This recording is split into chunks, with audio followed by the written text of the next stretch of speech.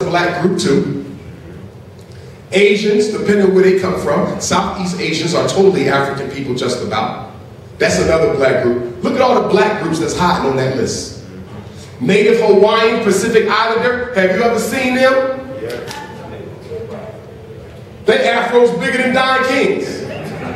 Talking about they not black. Look at this, y'all. And then you got the newest group, the Tiger Woods category. Biracial and multiracial. What the hell is that? So if you look at all the lists, first of all, you got Middle East, North Africans hiding as white, who are black.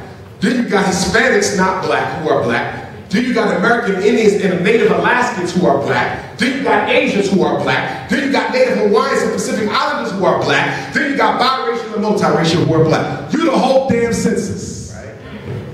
But because they cut it up and play word games, you think we different groups. White welfare. Stop letting people tell you that white people who are successful in America became successful by working hard. That is not true for the most. The government gave out welfare. The biggest welfare program in American history was the GI Bill of the U.S. Armed Forces. In 1944, the government created the GI Bill giving what? Preferential jobs, preferential housing, preferential schooling, education to more than 15 million white men who served in World War II. Gotcha. So a lot of the folk living in the suburb with the nice houses, we not knocking them. They deserve that after putting their life on the line. I'm not saying we should get it. I'm saying when they turn around and say the reason why my family is doing well and yours ain't is because we work hard, that's a damn lie. You was giving government handouts. You was giving government handouts. Trying to become white. The 1980 census created Hispanic and non-Hispanic to help Spanish-speaking blacks from Central and South America and the Caribbean who didn't want to be black escape blackness. You can be white and Hispanic, but you don't have to be black anymore. In the 1940s, the Federal Housing Association helped support white flight from the ghetto. You know what they did in 1940? Some of y'all was around back then. Federal Housing Association, what did they do? Poor white people was getting loans and grants to move out into the suburbs. Poor black people wanted the loans and grants too, but they said we can't find no approval for y'all. Y'all got to stay in the hood. So then the black people stayed in the hood, said I want to buy the house in the hood. And then what did they say? We can't find a bank that will approve a mortgage in one of those impoverished districts. You know why they did that? That was 1940. So in the year 2000, when white folks decided they was going to come back into the inner cities of New York and Philly and Chicago and Detroit, they would have no resistance from you because they never let you buy anything in the first damn place. In conclusion, because time is running out and we ain't got time to go through military science, I wanted to hit y'all with that. Let me give y'all one slide from the military science. There's more on that white supremacy piece.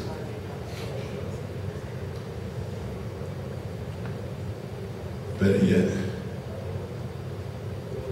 go to the ancestors.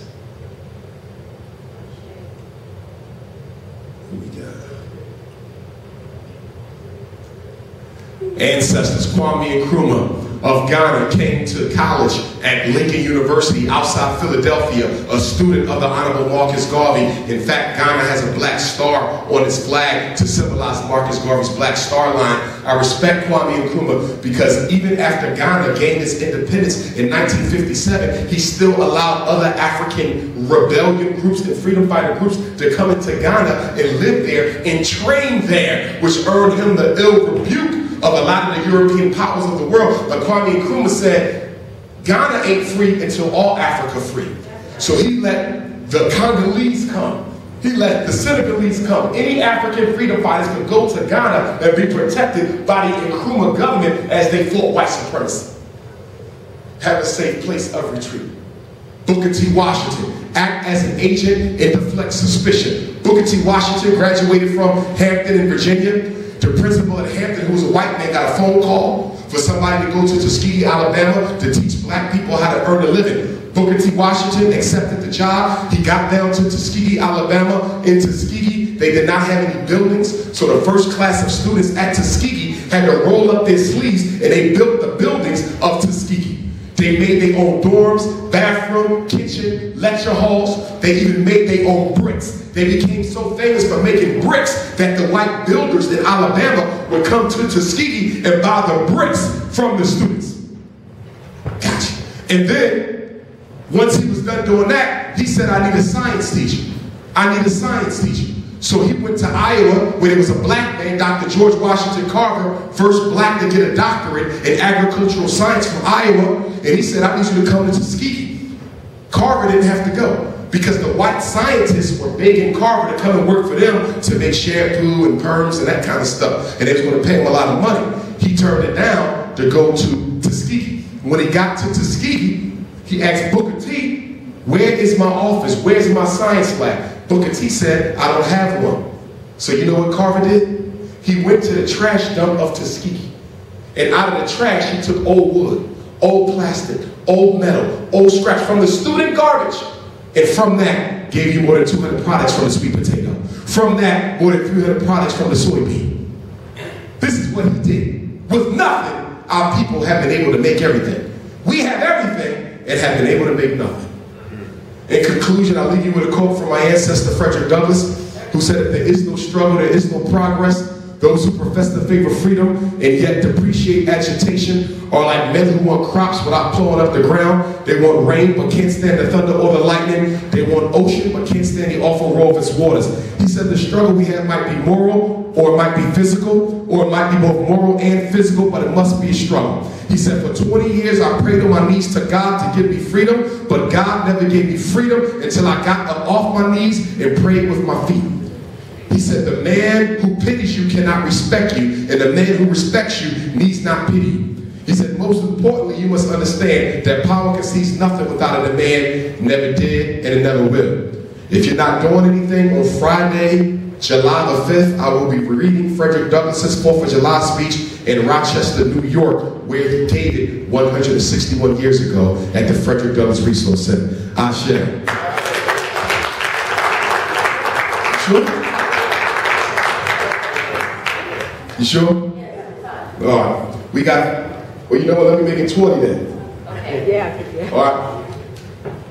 But they're going to charge us extra. We already did. They already are. Go ahead. Damn. Just go ahead. Y'all want to keep rocking? Yeah. I'm feeling funny up here now. The Frederick Douglass strategy, lead by holding because of my content. Oh, yeah. Frederick Douglass, lead by example, the Frederick Douglass strategy.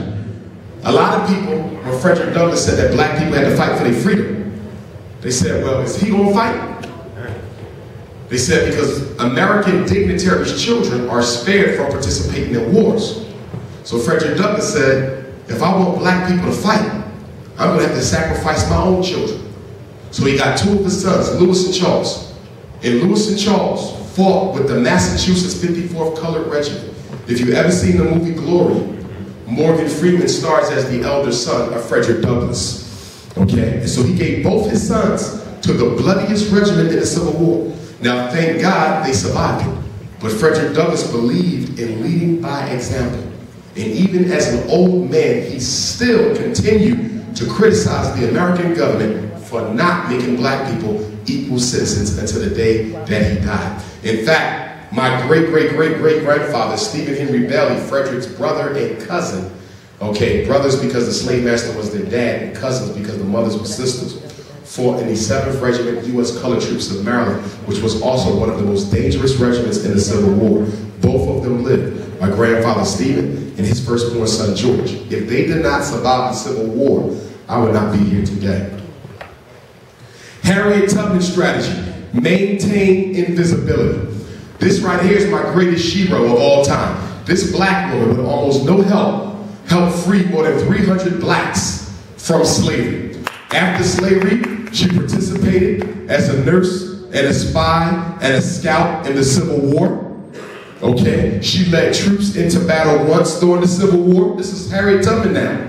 Some people say she was a descendant of the Dogon peoples of Mali because she was able to talk directly to God. They asked Harriet Tubman, did you almost ever get caught? And Harriet Tubman said there were certain times when I almost got caught, but she said whenever I got into a situation like that, I would get on my hands and knees and pray to God, and whenever I did that, the Lord would find a way for me out of my situation. She said she never had no fear. She said even if I would have been taken and killed, I would have accepted that as a message from our Lord that my work was done and it was time for me to retire. After that, she built the old folks home for elderly black people in Troy, New York. If you ever in New York try to get up to Troy, visit her gravesite. There's a beautiful Harriet Tubman Museum. I've been there. Okay, you want to see that? You get to go into her house where she lived until she died. They still have her original bed, her original stove, her original clothing. I mean, she was a little lady. A little lady with such a big heart. And then after you visit her grave, you go over to Rochester. You can visit the Frederick Douglass Resource Center. Frederick and Harriet are only buried about 45 minutes apart from each other. So you can do both in the same day. But this woman was an example of selflessness and of courage. I don't know if we produced a finer woman than this right there. She even divorced her first husband, ladies, because he was a coward. She said, I cannot marry you. You are wimpy and weakly. Well. And she went out and got herself another black man. Okay? Right.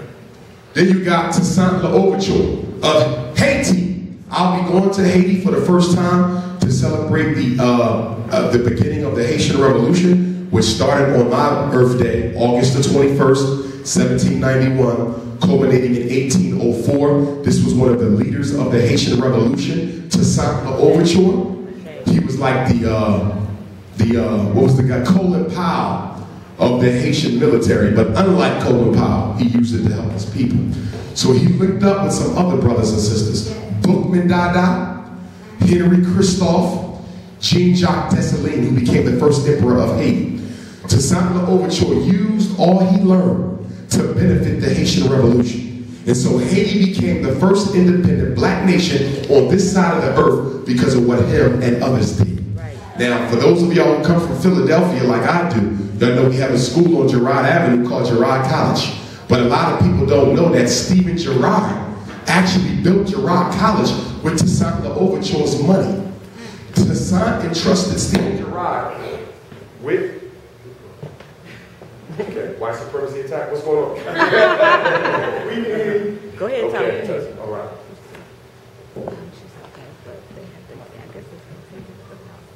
Toussaint entrusted Stephen Girard with his money. After the Haitian Revolution, he was going to meet up with Stephen, get his money back. But Toussaint L'Ouverture trusted the white man. He set up a meeting with Napoleon at the water. Christophe and Jean-Jacques Dessalines and Bookman told him don't go. But Toussaint believed that he could make a deal with the devil. So he went down to the water. They arrested him, took him back to France in handcuffs. He died of hunger and disease in a jail. So that's what you get for trusting people. Okay? Right. And then Jean-Jacques Dessalines became the first emperor of Haiti. But the Haitian Revolution is significant for us, not just because it culminated in the first independent free black nation, but it was African religion that liberated Haiti. Not Islam, not Jehovah's Witnessism, not Christianity, not Moorism, not Hebrewism, none of that. They used voodoo. And for those of you who don't know what voodoo is, all voodoo means is the worship of the saints or the aspects of God. Now let me break